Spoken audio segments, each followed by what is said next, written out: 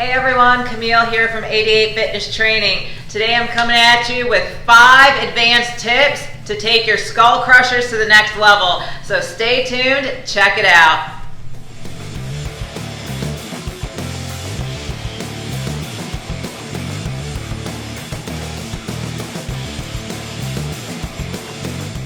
The skull crusher is an excellent tricep isolation exercise that you can work into your workout.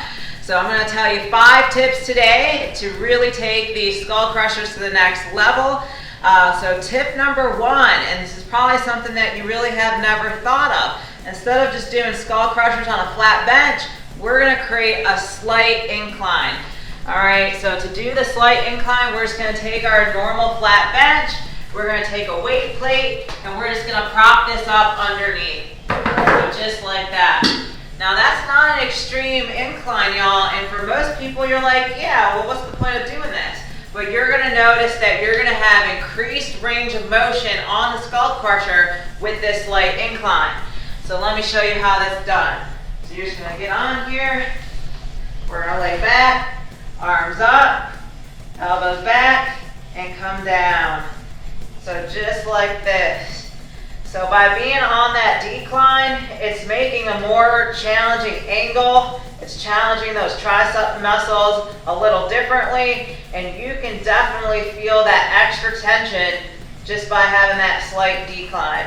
And that's what it's all about. We want this muscle to remain under tension as long as possible. So just like that. So give it a try. You know, you're not going to want to do a super decline. You're not going to want to like go grab that decline ab bench and get on there, because one of the things that you're going to find is unless your feet are hooked in there, as soon as you start ramping up that decline, you're not going to be able to do the skull crusher, right? It's just going to rip you off the bench. So definitely be careful. We just want to create this slight incline, and adding that weight plate underneath is exactly what we need to do it. But it places us at a slight decline to have a little more range of motion in that skull crusher, which is challenging those tricep muscles a little differently, especially that long head, that part that's responsible for the horseshoe, and that's what you want. So grab that weight plate, grab that flat bench, crank it up, and hit those decline skull crushers, y'all. Advanced tip number 1. Advanced tip number 2 on our skull crushers, we want to make sure that we're keeping those elbows tucked when we're doing the skull crusher. Here, let me show you. Alright, so we want to come back, we want those arms straight overhead, and keep those elbows in while we do these. So what you don't want to have happen is those elbows start to flare out like this, right? Because when those elbows flare out, it allows your shoulders to help you out. And we don't want that. We're not training shoulders right now. So bring those elbows in, keep them tucked. A good way to gauge this is you want the wrist in line with the elbow. So see how they're all kind of one plane? I'm not cocked out here like this, doing it where my wrists aren't lined up with those elbows. So keep them tucked, keep those wrists in line, and really squeeze those arms just like this. Alright, tip number 3 on our advanced skull crusher video. You want to get a deep contraction at the top. So you really want to lock out those arms and squeeze. And here, let me show you what I'm talking about. So we're going to lay down. Whoop. We're going to bring those arms back. Now at the top, we really want to squeeze those arms as hard as you can. You really want to dig deep, get into that mind-muscle connection, and contract those triceps. You can see my arms are almost shaking. I am squeezing them so hard.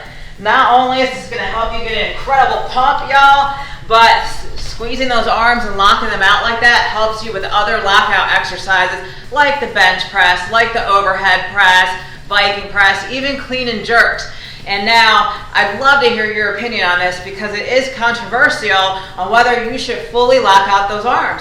Because a lot of people say, well, what about the load that you're putting on the joints and all that? I have to say, yes, that is true. You are loading those joints and all that, but that contraction matters, right? So there's been a lot of different studies done whether you're getting that same level of contraction if you stop just short, and the answer is no. Right? We need to lock out that arm and squeeze the tricep. But with that in mind, safety is important. So we're not snapping into that lockout position in the skull crusher. We're going into it gently and we're squeezing. And at no time are we letting off that tricep, right? The load's on it the whole time. So let me just show you again. We're back here like this, right? And we're coming up nice and slow. I've got tension on, I'm squeezing. Right? It's not just joints holding the load, my triceps doing the work. So down, come up, squeeze, keep that load on that tricep, keep it engaged, keep that tension there, right? We're not coming up and bam, snapping. That's bad right there. That's what's gonna get those joints in trouble. So make sure you get that deep contraction, make sure you do squeeze. You know, Camille's opinion, I think having that full lockout and squeezing makes a difference, helps get you that extra, maybe 10% or so of the contraction. So tip 3, contract that tricep at the top of the motion. Tip number 4 on our advanced tips for the skull crushers. Let's vary the angle of the arms at the bottom of the range of motion, right? So there's so many different ways you can do skull crushers. You can come down kind of close to your ears. You can be up here close to the temples, or you can be even further back behind the head. So let me show you what the different positions look like, and also some tips about. All right, so we're gonna come back, right? So typically I come down and I'm right here by my ears, come up, squeeze, something like that. But you can also come down right to the temples, almost kind of close to my shoulders actually, just like this, or I can have my arms further back. Now I'm coming back behind my head into really difficult position, right? Just like that. So you've got options, right? You got different angles. We can come down, we're pretty close to ears, we can come closer to temple, or we can really extend back and be behind the head like this. Now, one of the things that I'm not talking about in this is varying that arm position throughout the motion, right? So you didn't see me come back, and then move the elbow position before locking out. You saw me get into that position and maintain that position the whole time. So it wasn't like a floating elbow. And I'll kind of show you the wrong way, just so you guys really don't do it. Right? So we're not talking about doing something like this. See how the elbow is moving different angles, different distances? So instead, we're talking about finding that position and then locking that elbow into place so it doesn't move after you've kind of picked which angle that you want to do the skull crusher at. And that makes a huge difference.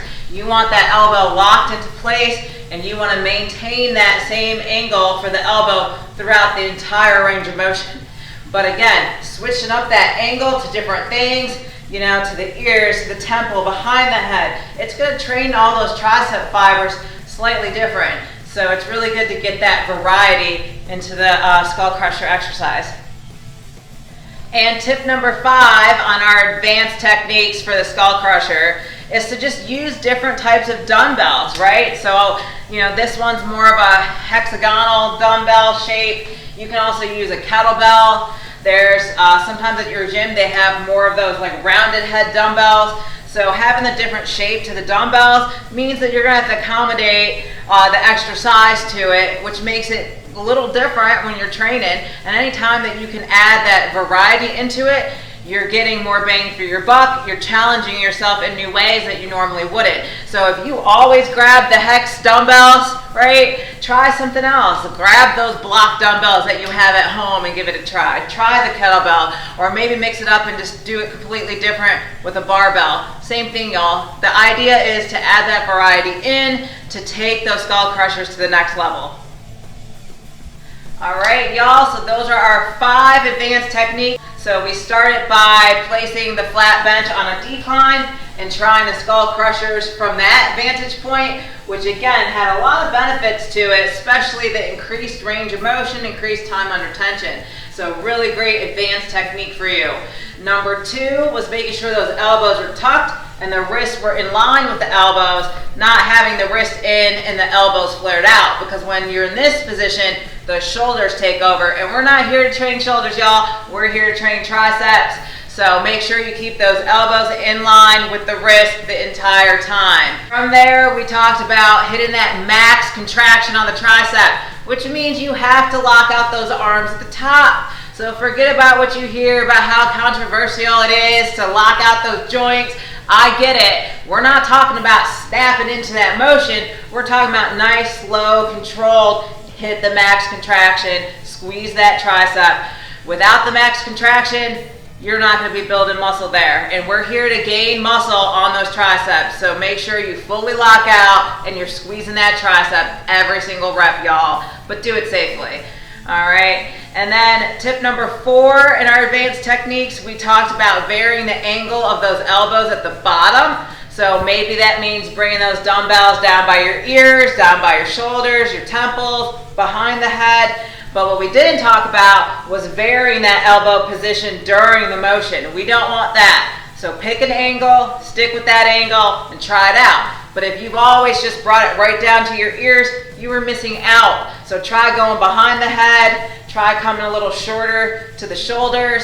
Anytime that you're training with these different angles, you're working those muscle fibers slightly different to get the maximum benefit out of it. And lastly, we talked about varying the type of dumbbell that you're using. So if you're always using these hex head dumbbells, ditch those, go ahead, grab that kettlebell, grab those Bowflex, selectable weights, block weights, whatever you've got, try it. The point is you haven't done them that way before, so it's going to challenge you in a new way, which leads to new growth.